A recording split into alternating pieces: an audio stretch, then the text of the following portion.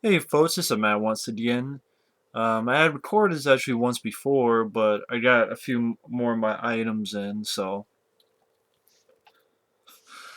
I think I have one more coming in, which I'll mention, but not sure when this will be up, so if that comes in the meantime, I'll just slip that in the back of this, just like a woman. Nah, I'll slip this in the back of this. But until then, I know I said before I wasn't going to get anything else, but I had some extra money, and I did. Which then makes me feel bad because Michael Keane, because I had done that review of Mimic, and I said, one day I want to get Mimic 2 and 3, and he had bought Mimic 2 and 3 for me, and one of them has come in the mail, and I feel bad because I bought all this other stuff. I could have bought those two, but I forgot, and when I made that video, you know, most of this was on the way because one was like took like 7 to 11 days just to ship out because Amazon's an asshole sometimes with that. But again, I feel bad because I should have gotten this, but Michael King got this for me, and I know he's gonna say, Matt, don't worry about it, we're friends. I know, but like I sent you one thing, you sent me like 10 things. But Mimic 2 is on the way, I believe. Uh, May get tomorrow, who knows. But this came, Mimic 3, the Sentinel. Let me see if there, be a little bit better. Mimic 3, the Sentinel. Damn glare. There we go. And actually, I know Guillermo del Toro on the IO commentary and the director's cut of Mimic, at the end, he mentions this movie. He didn't care for Mimic 2, but he actually mentions he really liked Mimic 3, the Sentinel. I know this film starts off like Rear Window, and I know it has Lance Henriksen in it. So I like to check this out, the Amendment 3, the Sentinel. It's like Rear Window. It's a guy who, does it say here? Yeah, he has a severe illness, so he has like kind of like a clean room. But made for an interesting idea. Oh, it actually has features too. But yeah, that's Mimic. Damn glare. Fuck. Mimic 3 Sentinel. And yeah, I know Mimic 2's on the way, so thank you, Michael, once again. Yeah, again, sending me stuff. Damn. And then just the guy's a really nice guy. I should have been the one that got it. But thank you once again. That's Mimic 3. I know Mimic 2 will be on the way. And I'll show that off when I get it. This I mentioned before in another, but I just wanted to pop it in here once again because I just got done watching it. Again, you've seen this on a previous DVD update, but Ravenous, which is a really crappy cover. I mean, it says You Are Who You Eat, which may... But this cover... God, and glare. There. Very crappy cover, because, showing this would be better. Guy Pearce, Robert Carlyle. Very interesting, weird film. And the director, Antonia Bird, for some reason I just assumed that was a man. That's actually a woman. So yeah, if you ever seen Ravenous with Guy Pearce, Robert Carlyle, takes place, I guess you could say in the Old West, but it's a cannibal movie. Guy Pearce goes to this place, and Robert Carlyle comes upon the camp. He tells his story, and you find out that he's a cannibal, and like if you eat someone's flesh, you actually get their strength and spirit. So at times you like can heal horrible wounds by eating flesh, and has this weird sense of comedy as well. I mean, the trailer for this film sucks. It really does. But definitely the score is very weird and offbeat. Offbeat is a very funny, very perfect way to say Ravenous. It's an offbeat film. It's also R-rated film. Definitely a gore fest at times. Just need to mention this. Just a really strange different kind of movie that I actually did enjoy. Ravenous. It's definitely one of the best cannibal movies. If you. But I just wanted to mention that. As for other stuff I've gotten, wanted to mention before I got this stuff I got online. This stuff I went to a pawn shop and they had buy one get one free, and the buy one was $3. So you buy a $3 movie, you get one for free. So I got these.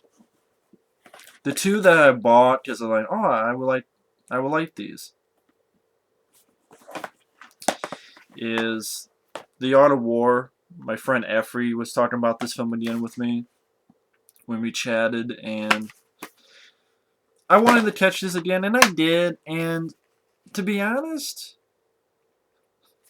I liked it. Better than I remember. It's a fine action movie. I mean, it's not one of Wesley Snipes' best films. I would say it's Blade or Blade 2 or White Man Can't Jump even. But I still like it. But I like it definitely a lot better than his recent, the stuff he made before he went to jail. I just because this actually had pretty much a budget, and it's by Christian Duguay, who did Streamers. I think he did another film. I can't remember what though. At the top of my head, Christian Duguay. I know he did another film. Then now I have to look up because God, what was that film that I mentioned it recently? Christian Duguay. Damn it! I have to look it up, otherwise it'll bother me. Not just Streamers, but there's another movie. Live Wire, duh. Live Wire. Yeah, Live Wire with Pierce Brosnan. Another film I enjoy. But that's The Art of War. Actually, a really good Wesley Snipes film. I saw this again recently, pretty recently, and I really enjoyed it. The Art of War. It's a good one. I know they made 2 sequels, Art of War 2 with Wesley Snipes, Art of War 3 with someone else. But, yeah. Definitely a good film. Good action movie. I probably would say this is actually one of Wesley Snipes' better films. Because I like it better than Rising Sun. I like it better than Boiling Point. Do I like it better than Passenger 57? Maybe. Maybe. It depends. Passenger 57 I like. I've grown to like that film. But at times it feels like it's still too short in a weird way. I don't know. But, yeah. I like The Art of War. When I bought that one, got one for free. And someone had mentioned this film. I've never seen it. I've heard bad things about it. That's why I didn't want it. I said, I don't want to get it. He's like, well, it's only $5. I'm like, I don't want to buy $5. I don't want to pay $5 for a movie that, I might not like. And I've heard bad things. But for free, I can handle it for free. So I got hard cash. I like Christian Slater. I like Broken Arrow. I like Hard Rain. Gleam in the Cube. I like that one. Cuffs. I liked. I know he was really good in Heathers. So I like Christian Slater. I liked him in Mindhunters. He's not in it a lot, but I like Mindhunters. And Val Kilmer just depends. But But I've heard from many people that this film sucks, and I've seen clips of it. It looks like it sucks, but it was for free, and someone mentioned it, so hard cash. Again, I'm like 90% sure this is going to suck, but who knows? You're always surprised by movies. Then I bought this one because I actually, do not mind this movie. It's not the unrated version, but it's all they had. The Dukes of Hazzard. I know a lot of people hate this movie. But I think, first off, I was not a big fan of the TV show, The Dukes of Hazzard. What? Yeah, I'm a redneck that didn't like Dukes of Hazzard. We're the good old boys. We don't mean any harm. I didn't watch much of the show growing up, and when I did, it didn't interest me other than the car stunts with General Lee. Um, the guys who play the Dukes, they weren't bad actors, but it just, I don't, didn't interest me. I know they were sort of clean cut family fun, but this one was more of a more rude humor. I think pretty much like when you have Land of the Lost, they put like more rude humor into it, so people got bothered by that, which is understandable. But I didn't mind it. I like Sean William Scott. I like in certain stuff. I liked him in this. I really like Johnny Knoxville. I liked him in this. Willie Nelson was fun. Burt Reynolds. I think he. You could tell he had fun with the role. Jessica Simpson. Her one job was to look hot, and she did. The one fault I say is Roscoe Pico Train. The guy that got him was so horrible. I know the guy's been in other films, but the way they did Roscoe in this film was horrible. Because I actually liked the actor who played Roscoe. Uh, he's almost like the guy in the Family Guy, like it's almost like that guy. Just Roscoe kind of did that. So they did that wrong. I mean, they try to make Roscoe now with this different actor an intimidating guy. It just doesn't work. But I like the stunt work. I think they had some really solid driving sequences with the General Lee. I had fun with the film. It went at a fast pace. I know in the unrated version you see titties. I mean, the plot's nothing to run home about, but neither was the show. I think because I wasn't a big fan of the show, that's why I enjoy this film. But I didn't. I had fun with it. The Dukes of Hazzard. It's not laugh a minute, but hilarious. But Dukes of Hazzard, I don't think it was that bad. I know everybody in the film pretty much denounces the movie now, but I liked it. I had fun with it. Sue me. And then with that, I got one for free, and I had mentioned this film before. I think reviewed this film before. 5 Across the Eyes. Which these people, these critics, are probably the only people other than me who enjoyed it. And Joe, Movie Guru, didn't mind it. But I know there's another guy, just some dude who saw this and hated it. I said in that review, I remember now, that you're not going to like this film. That's why I said, I like the film, but it's hard to recommend because I know a lot of people won't like the movie. That's why I said in the review, I remember that now. I said it's explicitly that you're not going to like the film. There's a good chance you're not going to like the film. So you can't blame me. He didn't blame me, but I'm just saying you can't, oh, well, how could you like this? Well, I told you you're not going to like it. That's what I said. That's why I said it. But 5 Across the Eyes, I did like it. You want to know why? You checked out the review. But, yeah, I didn't mind the film. Sue me. Let's see. And then, I also found this at the pawn shop. It was $6 for this Blu-ray. And it is of Gene Hackman in The French Connection 2. Which actually, this has features. Has a conversation with Gene Hackman. Has a commentary with John Frankenheimer. Has a little featurette on Frankenheimer in Focus. Yeah, 2 commentary tracks. One with John Frankenheimer, one with the producer, and with Gene Hackman. And this one I remember liking a lot more than the first film, The French Connection 2. The Papa Doyle getting hooked on drugs and being forced into doing certain stuff. Not being forced, but he just hooked on drugs, and then like him having to cut cold turkey. Really great performance by Gene Hackman. One thing I ask, anyone who's hardcore fans of French Connection, or even French Connection 2, explain something to me, if you can, please. I believe in the first film, at the end, which also has Roy Scheider, he's chasing the Frenchman. He thinks he thinks it's the guy coming through the door. He shoots, and he kills on accident, like an agent. Granted, it's the guy who was giving Gene Hackman a hard time through the movie, but he killed an innocent, might as well say cop, but agent, but he kept going. And then you have that, it's black and you hear a gunshot. if you accidentally kill a cop or an agent, how do you still have a job? Let alone be put overseas to hunt for the Frenchman again. How do you still have a job? And also, how do we still like this character? Because I know the first time I saw this, I had not seen the first film.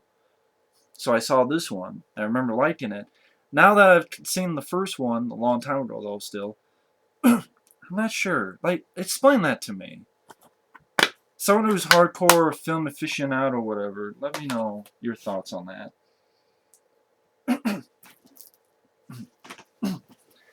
Now get into the stuff at hand that I've bought online. First is a video game, but I know I keep buying some of these video games. I haven't played them yet. Just waiting for the right time. And I'm looking through the instruction manual now. But it is... I have the first one, so I wanted to play this one. And that is... If I can put it back in the case... Die Hard Trilogy 2. I have the first Die Hard Trilogy. I have fun with it. So I always wanted to try the second game. Yes, I know it's a PlayStation 1 game, but I still play old games. In fact, I'm still trying to find Doom for PlayStation 1, you know, on a decent price. Not 30, 40 bucks or whatever, but yeah, Die Hard Trilogy 2. I still want to get Doom for PlayStation 1, but just actually like that. But that's Die Hard Trilogy 2. Be interesting to play that game. I wanted to check these out again, so I like these films, because these films, not only does it look like the people in them had fun with them, it's one of those things that, wow, you have all these people, you have all these different kinds of people in the same film, and some of them are no longer with us, so you have that kind of factor into it. And basically what I'm talking about is the Campbell Run. I mean, like in the same film, you can have Burt Reynolds, Roger Moore, Farrah Fawcett, Dum DeLuise, Sammy Davis Jr., Dean Martin, Jamie Farr from MASH, Terry Bradshaw, Jackie Chan. Not sure if that's Adrienne Barbeau. I'm not sure who. I haven't seen this in a while. You have some great practical stunt work, had fun with the film. They're just entertaining films. I mean, they're not meant to stir your mind. And, you know, you have people like, you know, Dum DeLuise and Sam Davis Jr. and Dean Martin, folks. You know, some of these guys are no longer with us. So it's nice to see them all get together and have fun. But that's the Campbell Run. No features other than, you know, a commentary track. Sorry about that. And with that, you also have a sequel that I did enjoy as well, from what I remember. Campbell Run 2. You have a lot of the cast coming back. You still have Burt Reynolds, Dum DeLuise, Dean Martin, Sam Davis Jr., Jamie Farr. You also got Telly Savalas. You have Shirley MacLaine. You have Richard Kiel, who was Jaws and James Bond. Yeah, Jackie Chan comes back. Yeah, Frank Sinatra in there. Don Knotts and Tony Danza. Because I did watch this one again. Because I got this first, and then I got the first one later on. I mean, oh my god, I forgot Tony Danza was in this too. But that's the Campbell Run 2. Again, I enjoy these films. I mean, Lost Stars getting together. Something like they tried to do in Rat Race, but Rat Race I didn't like as much. I don't know why. I just didn't like Rat Race as much as, say, like these films. But, you know, I enjoy the Campbell Run movies. They're entertaining. Plus, I think they were the inspiration for, you know, when they put bloopers at the end of a movie. I think Campbell Run was one of the first ones to do that. I think Jackie Chan saw that and then started doing it in his movies. I believe that's the case. Then, I decided to have more James Bond films. I got Casino Royale and Quantum of Solace, like I said in my last update. So, I got some Pierce Brosnan films. One of the best, Goldeneye. Probably my favorite of the Pierce Brosnan. Definitely one of my favorite James Bond films. I definitely think it's one of the best. Maybe the best. I have to rewatch Casino Royale, and I have to rewatch the other ones again, but this may be my favorite James Bond film, Goldeneye. Famke Johnson as on the top who will squeeze the life out of you. Uh, Martin Campbell directed this. That's right, Martin Campbell. But action packed. I mean, fighting James Bond driving a damn tank. Fucking tank car chase. Very solid film, Goldeneye. I enjoy that film. And then I got the other one that I enjoy, Pierce Brosnan. World is Not Enough and Die Another Day. If I saw them for $1, I'd get them for the collection, but wasn't the biggest fan of them. Die Another Day, I don't know, those two films just, didn't get me as much as the first two Pierce films. Goldeneye and this one, Tomorrow Never Dies. I thought Michelle Yeoh was great in this, Tomorrow Never Dies. I like the idea with the... Yeah, it's been a while since I've seen this. God, I forget what the bad guy's plot was, but I know Jonathan Pryce did a good job with the... I know he's like a media mogul, and, I just really... I remember being entertained by this film. This is definitely a film I will rewatch again. Maybe today. I'll watch this today. Tomorrow Never Dies. And they have some good features, commentaries, and the Secrets of 007 or the World of 007. I'm surprised they never made just one long big documentary on James Bond, from like Dr. No to Skyfall, where the hell next James Bond would be. And like they did as many people as possible. You know how they did for the Nightmare on Elm Street, or even for the Return of the Living Dead. They should do that for James Bond. I mean, I'm not the biggest fan of James Bond, but maybe I could work myself into it. It's a lot of movies to buy, though, so I don't know buying them. Hey, but if someone bought all of them and sent them to me, I'm just because I'm a whore. But seriously, Tomorrow Never Dies. I remember liking a lot. And being a fan of Robot Chicken, I decided to get the Star Wars specials. So you have the first one. Now, granted, it's 23 minutes, but it was cheap and it has a lot of features. It has a bunch of audio commentaries behind the scenes and special features. They really pat their DVDs with stuff, which I appreciate as a consumer. So it's Robot Chicken, Star Wars, Part 1. And then they did Episode 2. Damn glare.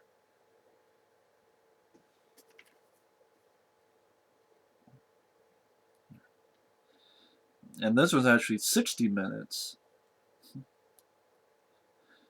90 minutes of special features. Yeah, commentaries. Yeah, a lot of stuff going for it. Robot Chicken's a lot of fun. Definitely a lot of fun. Look forward to these. And then Robot Chicken, Star Wars Episode 3. I definitely remember I rented this one time, and not only is the show good, but the commentary. Like, you have a commentary with Lando Calrissian himself and Ahmed Best of Jar Jar Binks in the same room. It's like, ooh, Jar Jar, man, he was really annoying. And Ahmed Best like, oh.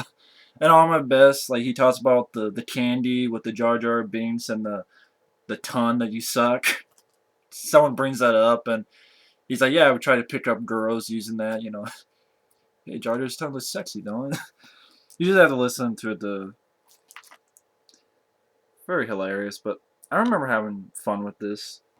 Glad I have these in my collection.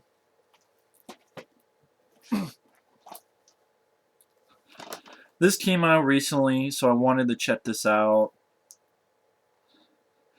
The Return of Beavis and Butthead. Volume 4. This is the new season, the new series of Beavis and Butthead.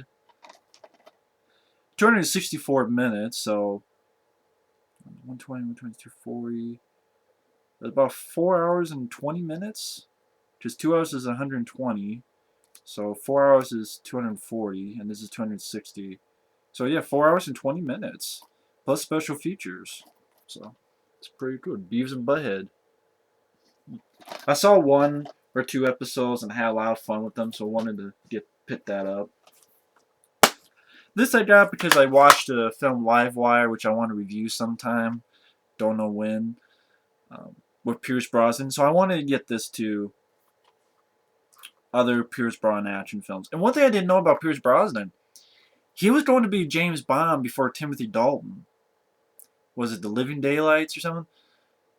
He was going to be James Bond. But then the people on TV, they renewed Remington Steele right at the last minute, so Pierce Brosnan could not be James Bond. Timothy Dalton got it. But Pierce Brosnan eventually got it. But this is the stuff he was doing before he got James Bond, doing films like this, and that's Detonator 1 and 2. And yeah, I like Pierce Brosnan. I mean, like I said, mentioned before, Dante's Peak, I want to get that sometime, Dante's Peak. I forgot to get it, though, when I ordered these. But I ordered it, then I'm like, oh, shit. So maybe another day, I'll get Dante's Peak. But the first one has Patrick Stewart as well in it, and Ted Levine, Christopher Lee. The second film has William Devane. Written and directed by the same guy, David S. Jackson. But yeah, Detonator and Detonator 2. Wanted to check these out. Could be fun little action movies. The mission is impossible, consequences deadly. Action and espionage share a common bond. Well, like James Bond? And last but not least, I know I said I was going to wait for reviews for this, but I could not help it. I'm such a big fan of this movie that I had to get it. I had to. And I could not find this in the store, so I ordered it online. And that is, of course, the Blu-ray of The Perfect Weapon. I'm a sucker for this film. Honestly, I would call this one of my favorite action movies of all time. It would definitely be in my top 10 action movies. I love Jess Speakman. I have fun with him. I enjoy his movies, Deadly Outbreak, Street Night. And I just had to get this. Who knows what the picture quality is like? Who knows whether it's all like? But I'm such a big fan. I had to get this. So that's The Perfect Weapon. No features, of course. Nothing on the back about features. Of course, but that's how it goes. But maybe I'll do a review of this sometime. Talk about how it looks and stuff. As well as talk about the film again. The Perfect Weapon. So I wanted to end it on that note. So either way, thanks for watching. Take care. And we'll see you later. Ciao.